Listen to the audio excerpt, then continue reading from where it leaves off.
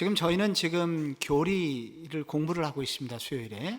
기독교의 기본 교리는 성경을 기반으로 하여 성경론까지 포함하여 7대 교리를 이렇게 배우게 되는데, 그 7대 교리의 첫 번째는 성경론이고, 이제 두 번째 본격적인 교리의 첫 번째가 신에 관한 것입니다. 하나님은 어떤 분이셨느냐, 하나님을 어떤 분인지 알고 나면 인간이 누군지 비로소 보이게 됩니다. 그래서 인간론을 공부를 하게 됩니다. 그 인간론을 공부하다 보면 반드시 이 인간은 도저히 구원받을 수 없는 존재이기 때문에 어떻게 구원받을 수 있나, 그래서 오신 분이 그리스도다. 그래서 기독론을 공부를 하게 됩니다. 그 기독론을 기초로 하여 우리가 받은 구원이 얼마나 영광스러운 일인가를 배우는 게 바로 구원론이죠.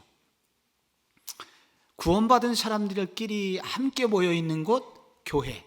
그래서 교회론을 배우게 되고, 이 교회의 마지막은 어떻게 되냐, 종말론을 배우게 됩니다. 그래서 오늘 저희들은 지금 구원론을 공부를 하고 있는데, 우리가 받은 구원이 얼마나 정교하고 그리고 얼마나 견고하고, 한 번 받은 구원은 결코 흔들릴 수 없이 우리가 가진 이제 구원의 서정을 지난번에 함께 공부를 했습니다. 소명부터 우리가 공부를 했었죠. 소명, 중생, 그 한 사람이 회심을 할 수 있었다. 그런 사람이 믿음을 가질 수 있고, 그 믿음을 가진 사람들에게 하나님께서는 우리에게 그리스도를 통한 칭의를 덧입혀 주시고, 그래서 그 칭의를 얻은 사람들을 그냥 내버려 두지 않으시고 성화, 견인 과정을 거쳐서 영화에 이르게 하신다. 그래서 이것은 하나의 견고한 체인처럼 하나님이 우리에게 그런 구원을 시작하시면 끝까지 신실하게 인도하신다 라는 것들을 저희들이 공부를 했었습니다. 이 구원에 관해서 함께 생각할 때 하나 또 한 가지 생각해야 되는 것은 구원의 확신입니다. 우리가 받은 구원이 확실한 것인가, 확실한데 그것을 내 마음에서 확신을 하고 있느냐 못하고 있느냐가 매우 중요한 기독교 교리의 부분입니다. 1960년대에 우리나라에 그 개척교회가 많이 세워졌습니다. 개척교회들이 막 천막을 치고 이렇게 교회들이 막 생겼는데, 그때 천막 입구에서 전도지를 나눠주는 전도사님이 계셨습니다. 전도사님이 열심히 전도지를 나눠주면서 예수 믿으라고.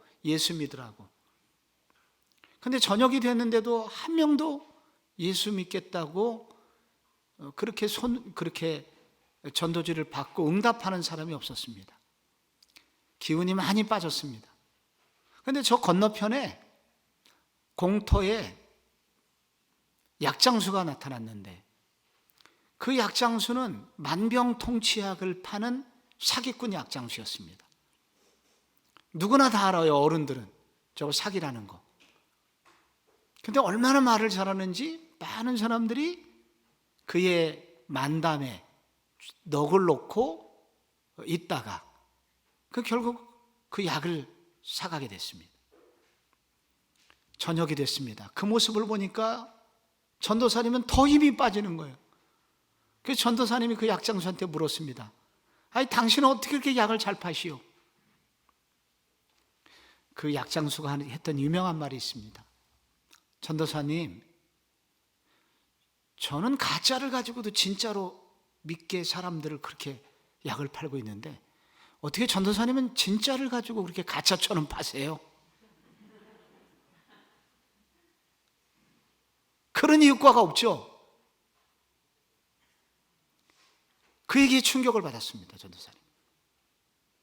이게 우리 기독교 야사에 내려오는 그런 한 일화입니다. 그러니까 저희들 가운데 신앙생활을 할 때, 우리가 전도를 할 때 왜 효과가 없냐면은 확신이 없어요. 내가 믿는 이 신앙이 얼마나 확실한 것인지. 이게 가짜도 진짜처럼 파는데, 약장수는. 우리는 이 진짜를 가지고 확신이 없어요. 그러니까 이 전도를 받는 사람도 이게 믿어도 되나? 믿을까 말까? 그리고 외면하게 된다는 거예요. 그래서 이 확신 있는 전도자는 누가 될 수 있냐면, 내 안에 확신이 있어야죠. 내 안에.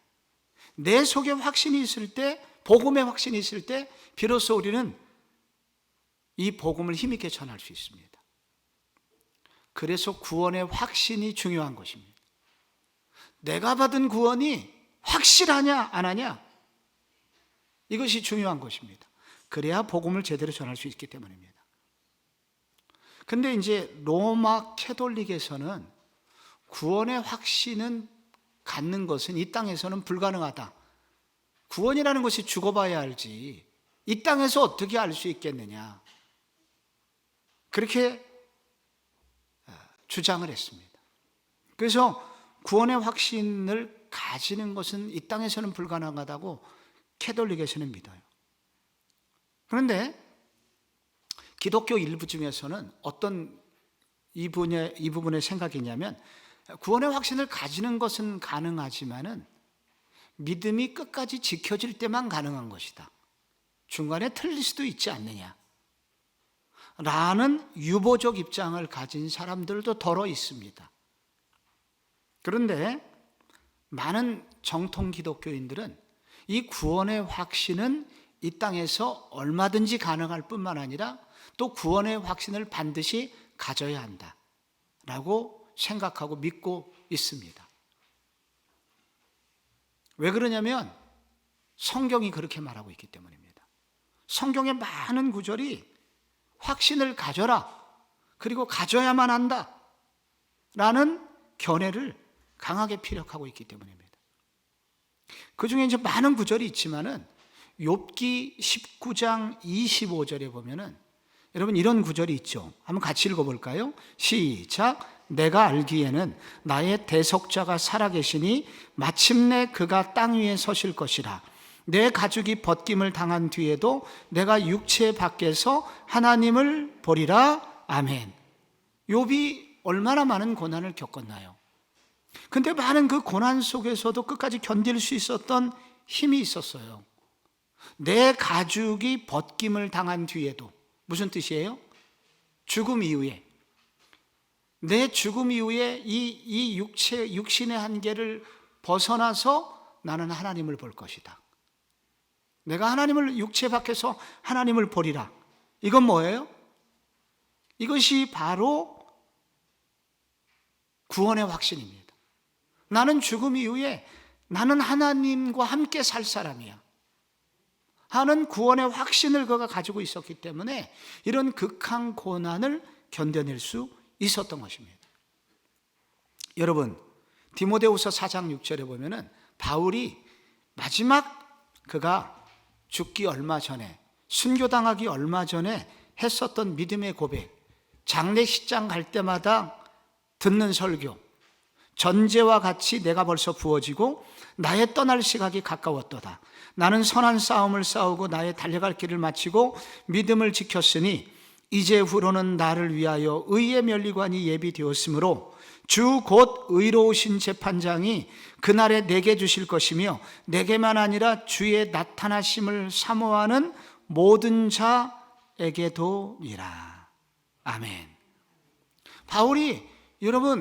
바울은 청년이에요. 죽기 전까지. 바울은 얼마나 푸르르게 살았냐면은 마지막 죽기 전까지도 청년처럼 그렇게 신앙생활을 했습니다.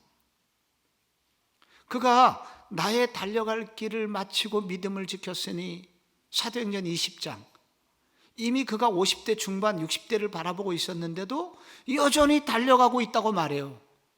청년이었다고요. 청년. 마지막 죽을 때까지도 그가 푸르른 신앙을 유지할 수 있었던 이유가 여기 나옵니다. 선한 싸움 싸우고 달려갈 길 마치고 믿음 지키면, 근데 이후로 나에게 의의 면류관이 예비되었다. 이 의의 면류관은 면류관이 많이 있다는 뜻이 아니라, 그리고 천국 가면 진짜 면류관이 없을 겁니다, 여러분. 이건 다 상징이에요. 영광의 나라이기 때문에 우리가 생각하는 그런 면류관이 아니에요. 그런데 이 면류관에 해당하는 어떤 영광스러움이 있을 거라는 거예요. 그래서 이 의의 면류관이 상징하는 것은 뭐냐면은 완벽한 구원. 구원받은 사람이 누리는 그 영광스러움이 바로 의의 면류관이라는 단어 속에 들어있는 것입니다. 그런 영광스러움이 나를 기다리고 있다. 근데 이게 내게만 아니라 주님 나라 사모하는 모든 자에게도니라 라고 그렇게 말을 하고 있는 것입니다. 요한일서 5장 13절에 내가 하나님의 이름을 믿는 너희에게 이것을 쓰는 것은 너희로 하여금 너희에게 뭐가 있음을? 영생이 있음을 알게 하려 함이라. 너희가 믿고 있는 것을 알고 믿어라. 너희에게 배달된 복음 속에는 영생이라는 게 이미 들어있다. 그 확신을 가지고 살아야 된다. 그럴 때 손해보지 않고 신앙생활을 하게 된다는 거예요. 제가 1960년대 얘기 한 가지만 더 할게요. 60년대 부산항에서 미국 갈 때, LA, 한국까지 갈 때 100불이었답니다. 100불.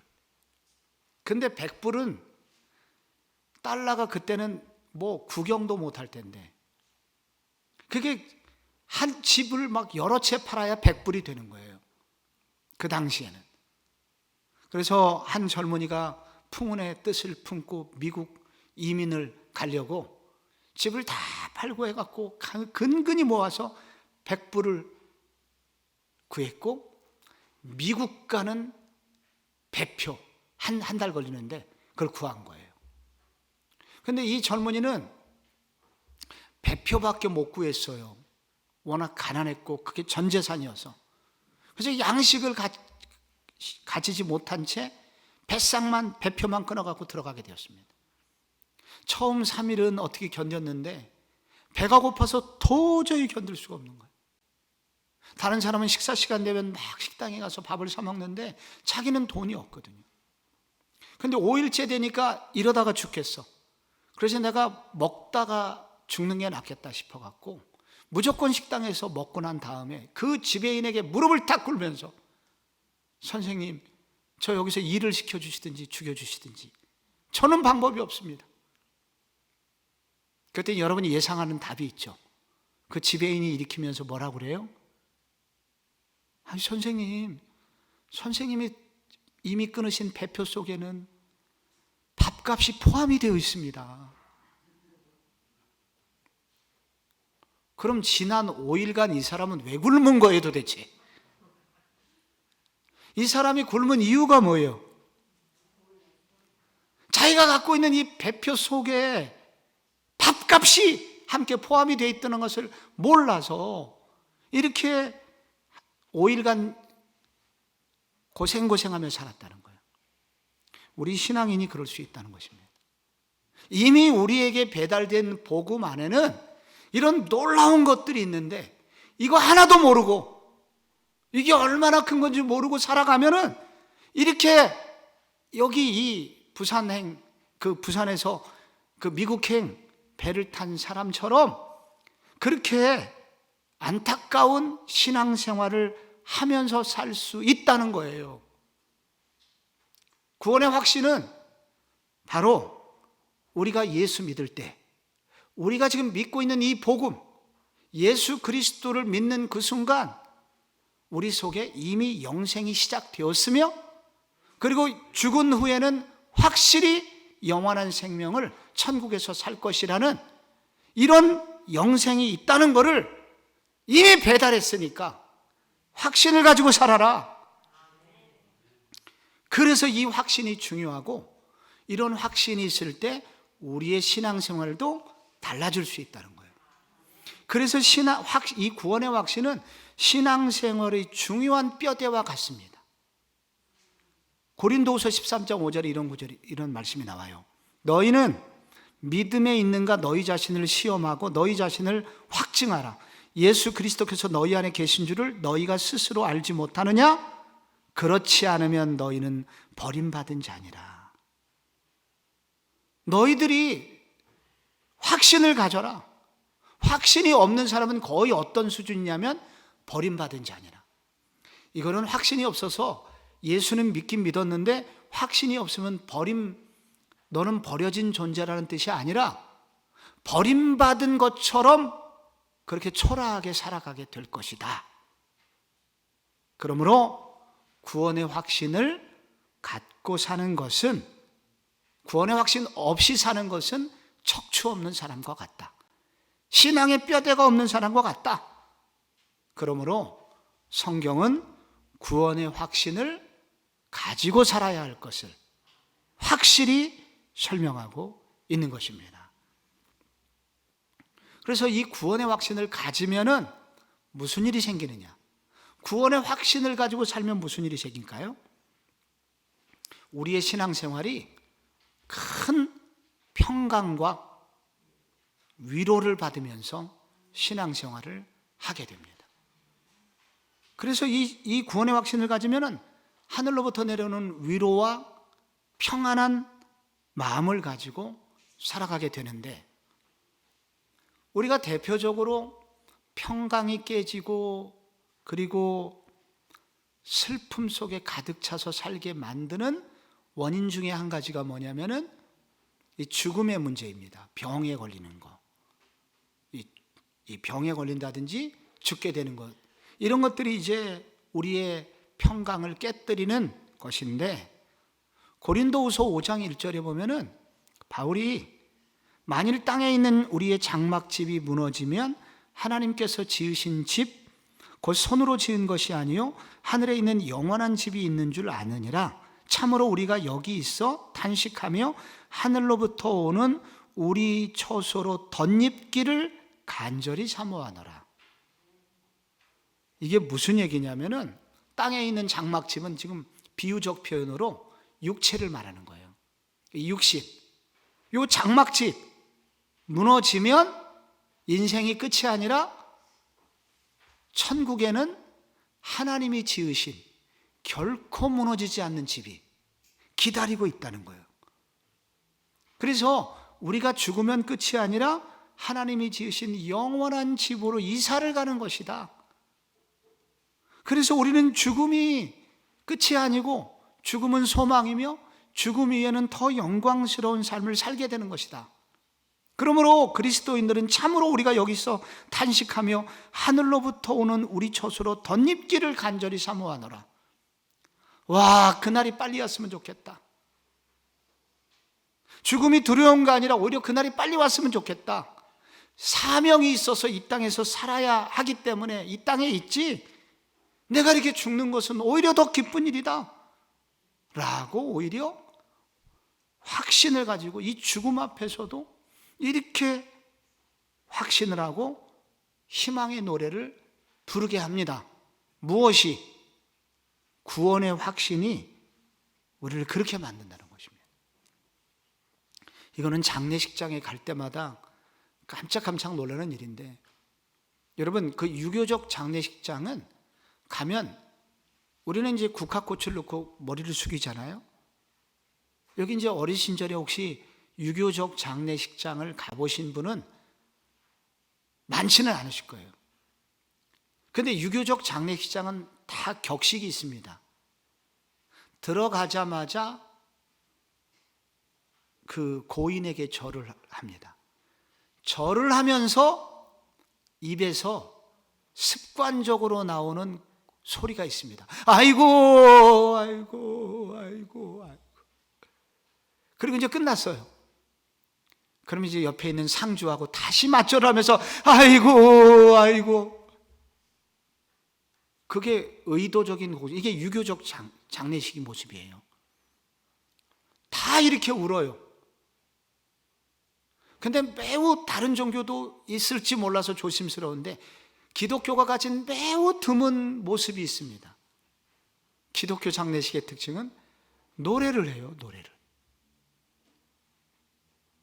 그래서 여러분 장례식장 여러 이제 가보시면은 노래하는 유일한 종교 중에 하나예요, 기독교가. 왜 노래를 합니까, 우리는? 이게 죽음은 끝이 아니라 더 아름다운 것으로 이사간 것이기 때문에 이 영광스러움을 덧입기를 우리는 소망한다.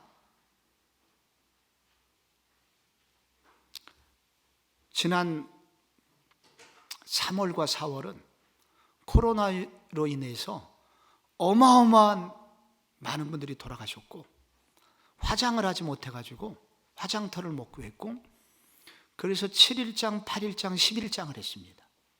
우리 교회 교우들도 여러 명 그렇게 했고요.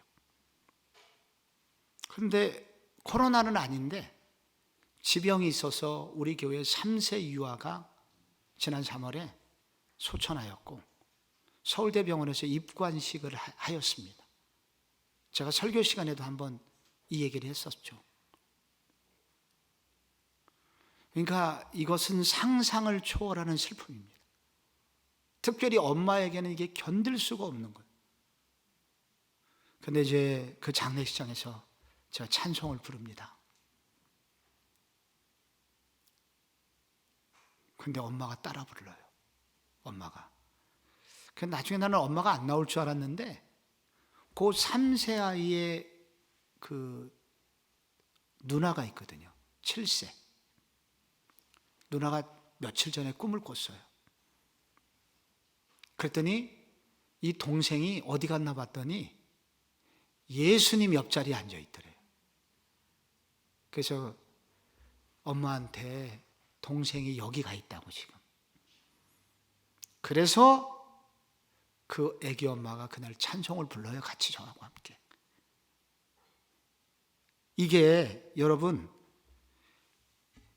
이 땅의 이 슬픔과 아픔과 그리고 모든 슬픔의 가장 꼭대기에 있는 게 죽음인데, 이 죽음이라는 것이 우리 앞에 왔을 때 우리는 다 절망하고 이렇게 슬픔 속에 허덕일 수밖에 없어요. 근데 그 속에서 노래가 나오게 하는 거, 이게 도대체 뭘까요? 이게 믿음이라는 것이고, 이것이 구원의 확신이 있을 때 성도에게 주시는, 하나님이 주시는 선물이다. 구원의 확신이 있으면은 이런 큰 위로와 평강을 누리게 해주십니다. 또 하나는 구원의 확신은 고난을 이길 수 있는 힘을 줍니다. 아까 욥이 고난을 이길 수 있었던 예를 들었었죠. 또 하나 시편 46편에 보면은 하나님은 우리의 피난처시요 힘이시니 환난 중에 만날 큰 도움이시라. 그러므로 땅이 변하든지 산이 흔들려 바다 가운데 빠지든지 바닷물이 솟아나고 뛰놀든지 그것이 넘침으로 산이 흔들릴지라도 우리는 두려워하지 아니하리로다.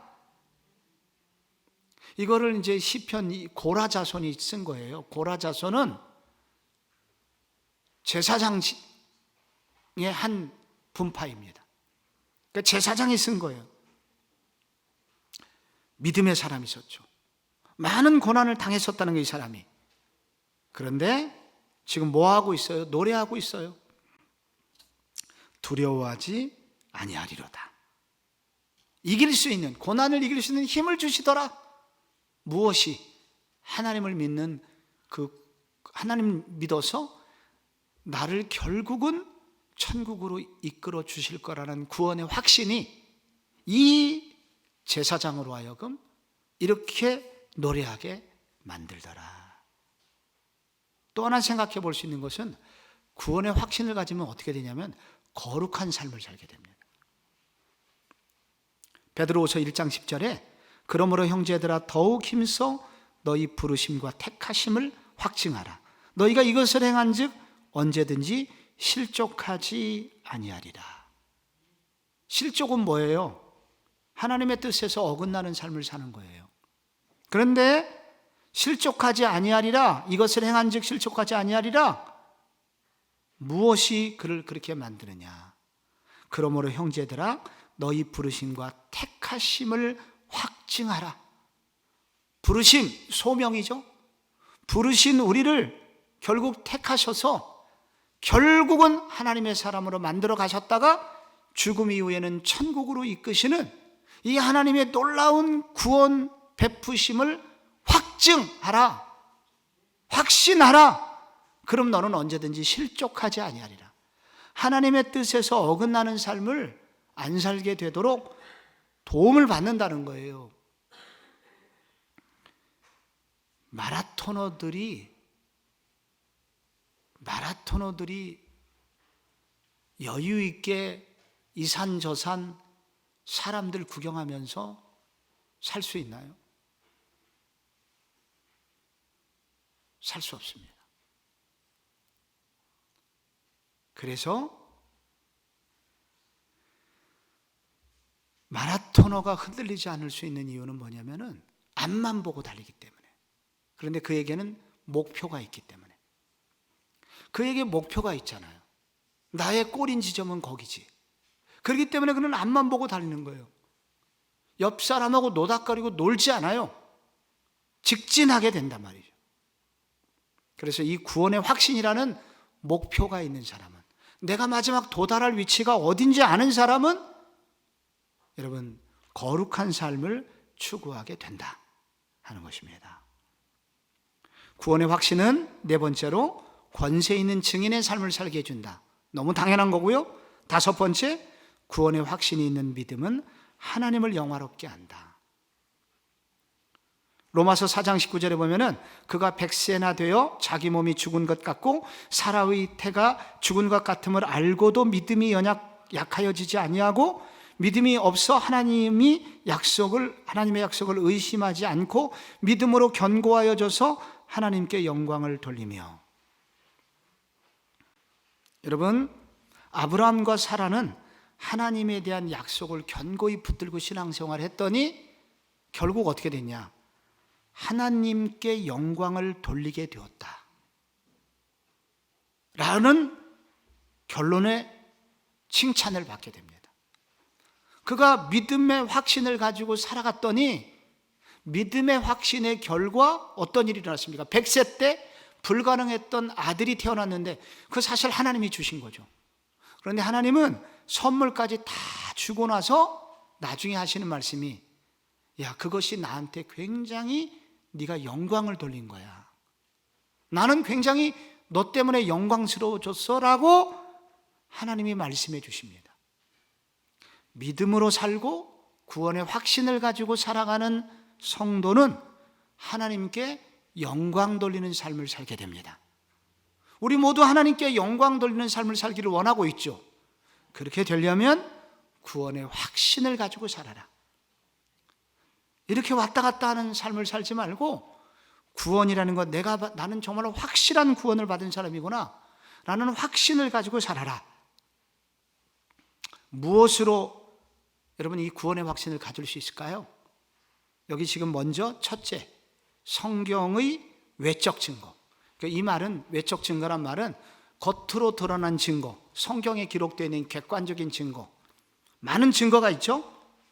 많은 증거들이 있는데 이 말씀이 바로 나를 향해서 주시는 말씀이다. 예수 믿는 사람에게 주신 말씀이라는 것을 알고 이 말씀을 받아들여라, 내 것으로. 여러분, 먼저 예수 믿는 사람에게 어떤 약속을 하나님이 주셨나요? 요한복음 5장 24절에 여러분 지금 잘 따라오고 계시죠? 네, 요한복음 5장 24절 한번 같이 읽어봐요. 시작. 내가 진실로 너희에게 이르노니 내 말을 듣고 또 나 보내신 이를 믿는 자는 영생을 얻었고 심판에 이르지 아니하나니 사망에서 생명으로 옮겼느니라. 아멘.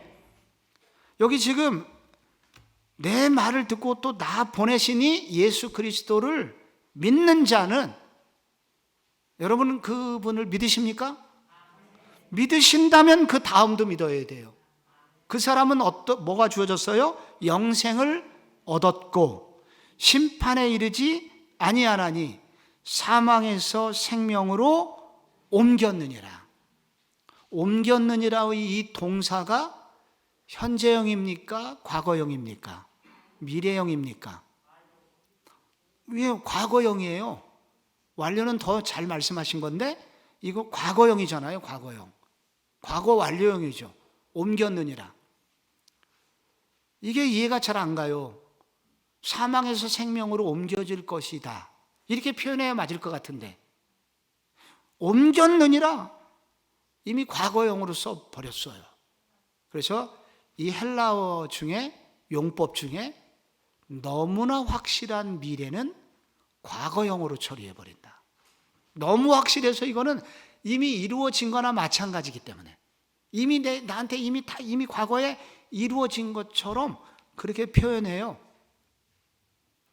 그러니까 나를 믿는 자는 이미 영생을 얻었고 사망에서 생명으로 옮겨졌다, 심판을 받지 않을 거다. 그러니까 예수를 안 믿는 사람은 영원한 지옥 백성이 되는 심판을 받게 되는데, 그런 심판이 아니라 오히려 축복된 천국의 삶을 보장받게 된다. 이게 성경이 믿는 자에게 주시는 약속이라는 거죠. 또 하나는 성령을 통한 내적 증거입니다. 이건 무슨 말이냐면, 내적 증거라는 것은 성령께서 자꾸 나를 격동시켜서 그렇게 만들어 주신다는 거예요. 로마서 8장 16절에 만일 내가 판단하여도 내 판단이 참되니 이는 내가 혼자 있는 것이 아니요 나를 보내신 이가 나와 함께 계심이라. 이건 로마서 8장이 아닌데, 이거를 제가 다시 정리하겠습니다. 여러분, 여기 보면은 나를 보내신 이가 나와 함께 계시다. 이는 내가 혼자 있는 것이 아니고 나를 보내신 이가 나와 함께 계시다. 이것은 우리 가운데 예수를 믿을 때 우리에게 어떤 일이 일어나냐면, 성령께서 우리를 그렇게 만드신다는 거예요. 예수를 믿는 사람에게 주시는 은혜 중에 하나는 내 안에 성령님이 계시고 성령님이 자꾸만 나에게 이러한 힘을 주신다는 거예요. 확신을 주신다는 거예요. 또 하나, 여러분, 이 구원의 확신을 내가 가지고 있는지 아닌지 알려면 내 삶의 변화를 보시면 압니다. 구원의 확신을 가진 사람의 특징 중에 한 가지는 나도 모르게 내 속에 자꾸 믿음이 생겨요.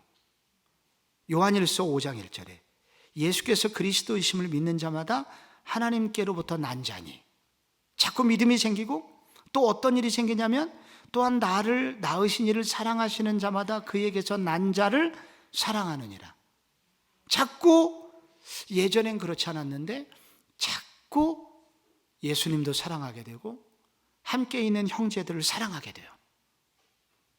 그게 뭐냐면은 삶의 변화가 일어나기 시작합니다. 요한일서 2장 3절에 보면은 우리가 그의 계명을 지키면 이로써 우리가 그를 아는 줄로 알 것이요. 여기 보면은 구원의 확신을 가진 사람에게는 자꾸 어떤 일이 생기냐면은 계명에 순종하게 됩니다.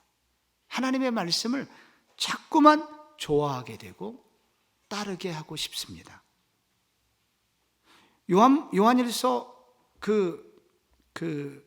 또 하나, 거기 요한일서 3장 24절에 보면은, 요한일서 24절에 보면은 그의 계명을 지키는 자는 주 안에 거하고 주는 그의 안에 거하시나니 우리에게 주신 성령으로 말미암아 그가 우리 안에 거하시는 줄을 우리가 아느니라. 자꾸 성령님을 의식하게 되고 성령님을 따르게 되고 성령을 의지하게 되는 소망을 갖게 된다는 것입니다. 구원의 확신은 결국 어떻게 우리 안에 형성이 되는 것이냐면은, 이 성경에 나와 있는 이 말씀이, 약속의 말씀이, 이것이 나를 향하여 주신 말씀이라는 것이 믿겨져요. 그리고 이 믿겨질 뿐만 아니라 내 안에 이 말씀이 나로 하여금 나를 흥분시키고 격동시키고 따라가고 싶도록 만들어요. 이게 성령님의 우리 속에서 하시는 일이라는 거예요.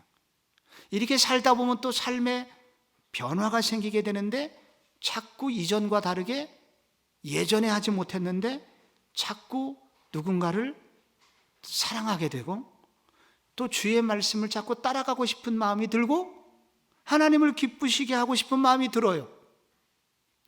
구원의 확신을 가진 사람은 그런 변화, 삶의 변화까지 일어나니, 여러분이 내가 예수 믿기 전과 다른 것이 있다면, 예수 믿고 난 후에 이러한 모습이 여러분 속에 조금씩 나타난다면, 내가 구원받은 사람이구나 하는 것을 조금은 더 확신하실 수 있습니다.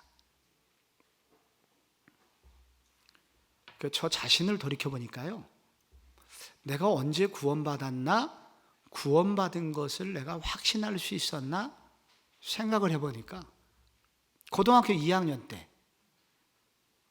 교회에서 작은 한 70명 모이는 교회였었는데, 그때 그 교회에서 막 부흥회를 하고 밤에 집에 돌아가는데, 혼자 집에 돌아가는데 자꾸 입에서 그냥 노래가 나와요. 그때 그런 요즘은 잘 안 부르지만 동남풍아 불어라, 서부풍아 불어라, 그런 찬양이 있잖아요. 그런 찬양을 하면서 내가 막 즐겁게 가고 있었어요. 어느 날 내가 언제 구원받았나 이렇게 돌이켜 생각을 해보니까, 그때 내가 구원을 받았었구나. 그때부터 내가 구원받은 사람으로 살았었구나. 내가 전혀 그럴 사람이 아닌데 자꾸 내 입에서 하나님을 찬양하고 노래하는 삶을 사는 것을 그때 돌이켜보니까 그때 나한테 이미 구원의 확신이 있었고 그런 삶을 살기 시작했었구나 하는 것을 돌이켜 생각해 보게 되었습니다. 그래서 이 구원받은 사람에게는 변화가 있습니다. 이런 기본적인 변화가 있어요.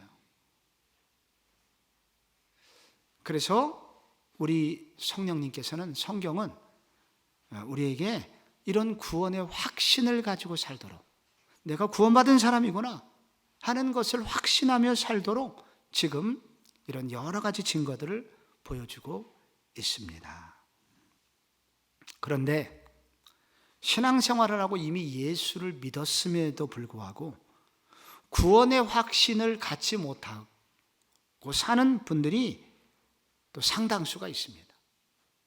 그런데 그 이유가 있는데, 가장 큰 첫 번째 이유는 뭐냐면 항상 사실보다는 감정에 이끌리기 때문입니다. 성경은 분명히 이렇다고 말하는데 내 감정을 보니까 이거 그래도 막 눈물도 나고 막 가슴도 뜨겁고 막 그래야 구원받은 거 아닌가? 반드시 그렇지만은 않아요. 구원의 확신에서 굉장히 중요한 것은 뭐냐면은 내 감정이 아니라 성경 말씀이 임하는 그 사실이 믿겨지면, 그것을 믿으면 구원받은 사람이라고 성경은 약속을 하고 있습니다.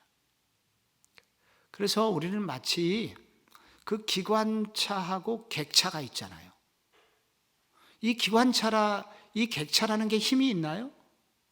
아무 힘이 없어요. 다만 기관차에 객차가 걸려 있으니까 끌려가게 되고, 가다 보면 부산까지 가는 거예요. 성경, 바로 예수 그리스도, 그리고 하나님께서 주신 이 말씀을 믿고, 이 사실을 믿고 따라가다 보면 우리의 구원은 따라가다 보면 결국 주님이 원하시는 삶을 살게 된다. 그래서 자꾸 감정에 이끌리려고 하지 말고 성경 말씀이 무엇을 말하며 나는 이 말씀을 믿고 있는가? 믿는 자에게는 감정대로가 아니라 이 말씀을 믿는 믿음에 의하여 구원을 받는다. 그래서 내 감정이 따라가지 않는다 하여서 구원의 확신이 흔들리지는 말아야 한다. 두 번째, 조금 더 많은 이유가 있는데, 그것은 죄를 짓고 있는 자신의 모순을 볼 때 나는 구원받지 못한 사람이라고 생각할 수 있습니다. 죄를 짓고 있는 자신의 모습을 보니까 나 같은 사람이 무슨 예수 믿는 사람이야. 주일날 그렇게 은혜를 받았다고 그러는데 돌이켜서 하루 이틀 지나서 또 죄를 짓고 있나? 이런 내가 무슨 구원을 받았겠어? 근데 그것이 얼마나 잘못된 생각입니까? 거기 성경에 로마서 5장 8절에 이런 말씀이 있죠. 우리가 아직 죄인 되었을 때에 그리스도께서 우리를 위하여 죽으심으로 하나님께서 우리에 대한 자기의 사랑을 확증하셨느니라. 그러면 이제 우리가 그의 피로 말미암아 의롭다 하심을 받았으니 더욱 그로 말미암아 진노하심에서 구원을 받을 것이니. 여러분, 우리가 구원을 받게 된 것이 원래 죄인이었을 때 구원받았어요. 그런데 이렇게 한번 구원받은 사람이 다시 넘어져도 그 구원은 결코 빼앗겨지지 않습니다. 왜냐하면 그것은 지지난주에 너무 많이 들었고, 왜냐하면 우리가 구원을 받게 된 것은 나의 힘에 의해서 구원받은 것이 아니라 이미 구원을 이루어 놓으신 예수 그리스도의 피값에 의해서 구원은 완성이 됐는데, 그것을 내가 받아들이는 그 순간 하나님께서 나를 이미 의로운 사람으로 만들어 버리셨어요.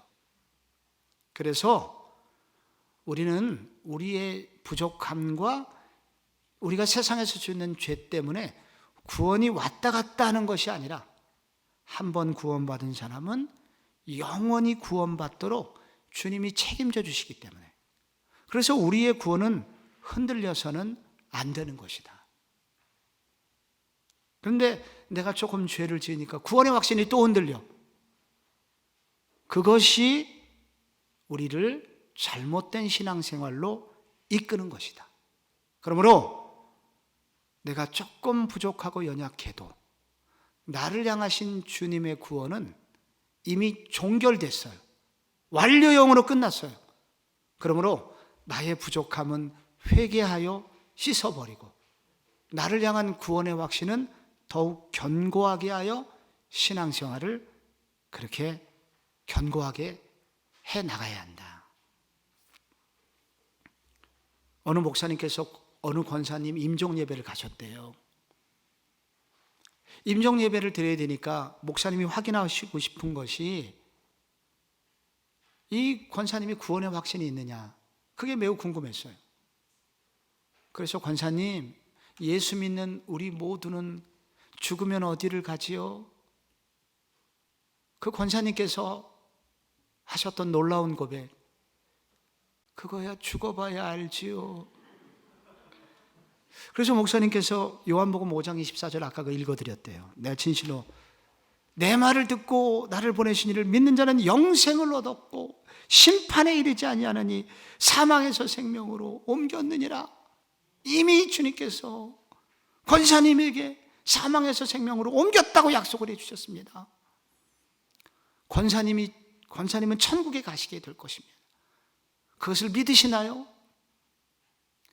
죄가 많아서요.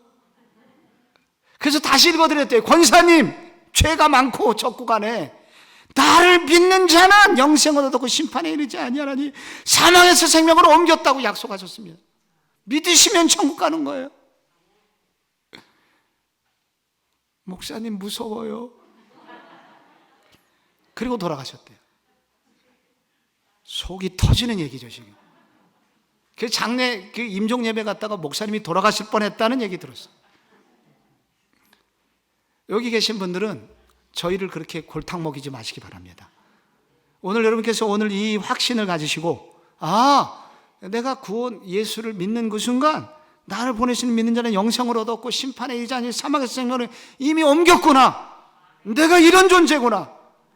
이런 확신을 가지고 살아갈 때 여기 이런 우리를 흔들거리게 만드는, 우리를 어렵게 만들고 우리를 나의 부족함을 틈타서 사단이 막 우리를 흔들지 못하도록 만든다는 것입니다. 한 가지만 더요.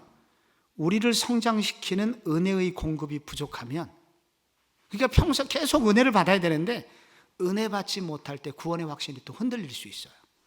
그래서 거기 베드로후서에 그러므로 너희가 더욱 힘써 너희 믿음의 덕을 덕의 지식을, 지식의 절제를, 절제의 인내를, 인내의 경건을, 경건의 형제 우애를 하시고 형제 우애의 사랑을 더하라. 그러므로 형제들아 더욱 힘써 너희 부르심과 택하심을 굳게 하라. 너희가 이것을 행한즉 언제든지 실족하지 아니하리라. 여러분, 여기 더욱 힘써가 두 번 나오잖아요. 더욱 힘써. 더욱 뭐를 힘쓰라고 그래요? 부르심과 택하심을 굳게 하라. 아니, 이미 주님께서 우리를 불러주시고 구원 받았는데 베드로는 이것을 굳게 하라고 그래요. 그러면서 앞에 뭐가 나오냐면 믿음의 덕을, 덕의 지식을, 지식의 절제를, 절제의 인내를, 절제의 형제 우애를 더하라.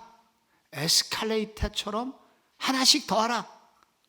이게 뭐냐면 한 번 은혜 받았다고 만족하지 말고 계속 은혜 받기를 소원해라. 은혜의 공급을 끊임없이 계속해라. 겸손하게, 주님 계속 저는 은혜 받지 못하면 못 삽니다 하는 마음으로 은혜 받는 것을 중단하지 말고 계속해라. 중단하면 구원의 확신도 흔들릴 날이 온다. 계속하여 성장하여 흔들림 없는 신앙생활을 해라. 우리가 일시적으로 죄를 짓는다던가 혹은 세상의 유혹이 너무 강해서 우리의 구원을 흔들 때가 있습니다. 그러므로 성도 여러분, 감정에도 속지 말고 자기의 부족한 모습 때문에 구원이 흔들리지 않도록 이신칭의 복음으로 더욱 여러분을 굳세게 하시고 은혜 받기를 힘쓰시고 그리고 더더욱 우리를 책임지시는 성령님을 붙들고 의지해서 여러분의 구원받음을 더 견고하게 하시는 모든 성도님들 되시기를 바랍니다. 그래서 구원의 확신을 가지고 소망이 넘치는 신앙생활과 열매가 풍성한 신앙인 그리고 복음의 전도자로서 많은 열매를 맺는 성도 여러분들이 되시기를 축복합니다.